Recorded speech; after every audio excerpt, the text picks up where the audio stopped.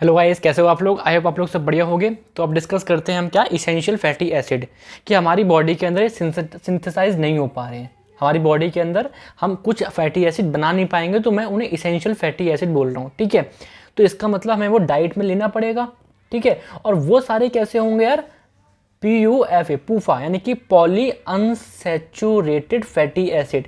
यानी कि जितने भी आपके इसेंशियल फैटी एसिड होंगे वो उसमें कम से कम दो से ज़्यादा डबल बॉन्ड आपको देखने को मिलेंगे।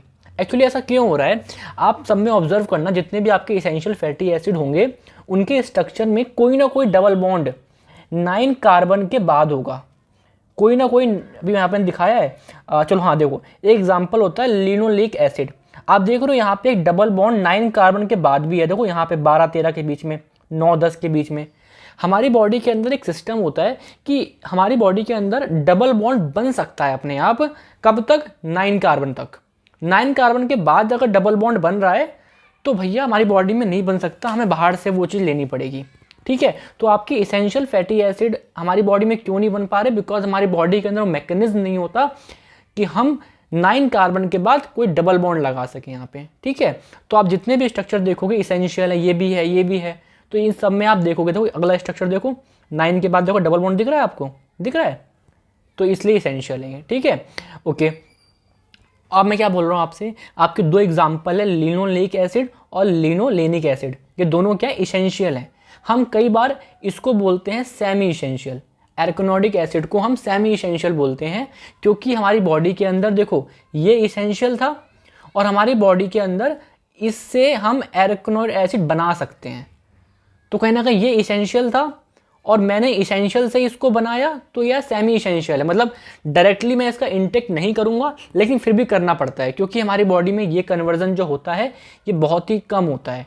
मतलब हमारी रिक्वायरमेंट ज़्यादा होती है तो हमको एराकोनोइक एसिड डाइट से भी लेना पड़ता है, बट बॉडी के अंदर ये कन्वर्जन भी होता है। लेकिन एराकोनोइड एसिड की रिक्वायरमेंट हमारी बॉडी में बहुत ज़्यादा है तो हमको डाइट में भी लेना पड़ेगा और यहाँ से कन्वर्ट भी करना पड़ेगा। ठीक है, तो कहने वाली बात इतनी सी है कि ये दोनों आपके इसेंशियल फैटी एसिड में आते हैं कि ये बॉडी में चाहिए ही चाहिए, बट एराकोनोइड आपका सेमी इसेंशियल है क्योंकि हम जानते हैं वो इसेंशियल से कन्वर्ट हो सकता है बॉडी के अंदर। ठीक है, एक बार स्ट्रक्चर पे आते हैं तो ये आपका लिनोलेनिक एसिड है, लिनोलिक एसिड है। अब देखो मेरी बात समझो, इसका नाम करें एक बार। चलो, कितने कार्बन है? 18 कार्बन है। पिछली क्लास देख के आना, 18 कार्बन है। कितने डबल बॉन्ड दिख रहे हैं? आप बोलोगे 2 डबल बॉन्ड दिख रहे हैं। ठीक है, मान ली बात। अब मैं बोलूँगा डबल बॉन्ड दिख रहे हैं कितने, कहाँ कहाँ पर? डेल्टा सिस्टम के हिसाब से आप बोलोगे 9,12। ठीक है, ओमेगा सिस्टम के हिसाब से कैसे लिखोगे आप? ओमेगा इधर से गिनते हैं, omega 1, omega 2, omega 3, omega 4, omega 5, omega 6। तो ओमेगा 6 फैटी एसिड है ये, है ना, ओमेगा 6 फैटी एसिड है ये। ठीक है, अभी हम देखेंगे ओमेगा 6। देखो ओमेगा 6 का एग्जांपल देखो आ रहा है, लिनोलिक एसिड। क्यों? क्योंकि ओमेगा सिस्टम हमेशा CH, पिछली क्लास में बताया था यार, है ना, अभी बार बार बताऊंगा तो कोई सेंस बनेगा नहीं उसका। ओमेगा वाला एंड हम CH3 एंड से हम उसको देखते हैं। सोर्सेज आप देख लो, कॉर्न ऑयल, पीनट ऑयल, ठीक है ना, कॉटन सीड ऑयल, सोयाबीन। ये तो यार थोड़ा बहुत तो याद करना ही पड़ता है, मतलब क्या करें, है ना। अब लिनोलेनिक में क्या है, इसका सिस्टम करना, ये भी 18 कार्बन का है। कितने डबल बॉन्ड है? 3 डबल बॉन्ड है। कहाँ कहाँ पर है? 9, 12 और 15। 9, 12 और 15 छोटा नंबर लिया जाता है, स्मॉलर नंबर लिया जाता है। और ओमेगा के हिसाब देखेंगे तो 18, 3। ओमेगा सिस्टम के हिसाब से कौन सा वाला ओमेगा में आना चाहिए? ये ओमेगा 1, ओमेगा 2, ओमेगा 3, ओमेगा 3 में आना चाहिए। तो आप देखोगे लिनोलेनिक एसिड आपका ओमेगा 3 में होगा कहीं ना कहीं। हाँ देखो आया ना, तो ओमेगा 3, ओमेगा 6, ओमेगा 9, ओमेगा 7, ये सब ऐसी है। ठीक है, तो इसके ये सोर्सेज होते हैं, ये कुछ सोर्सेज होते हैं। ठीक है, चलो यार कुछ काम आ गया एकदम से, चलो खत्म करते हैं। हाँ बहुत इंपॉर्टेंट है। हाँ चलो कोई बात नहीं। अब मैंने क्या बोला, फंक्शन देख लेते हैं यार। इसेंशियल फैटी एसिड के फंक्शन, मतलब सिंपल सी बात है यार, मेम्ब्रेन में भी आपके यार क्या होते हैं, लिपिड की बनी होती है। वहाँ पे आपके लिपिड की बाई लेयर सुना होगा, है ना, तो वहाँ पे आपके इसेंशियल वाले भी होते हैं। ट्रांसपोर्ट ऑफ कोलेस्ट्रॉल, लिपोप्रोटीन भी आपका क्या है, एक तरीके का लिपिड है वहाँ पे, तो वहाँ पे भी इसेंशियल फैटी एसिड होंगे।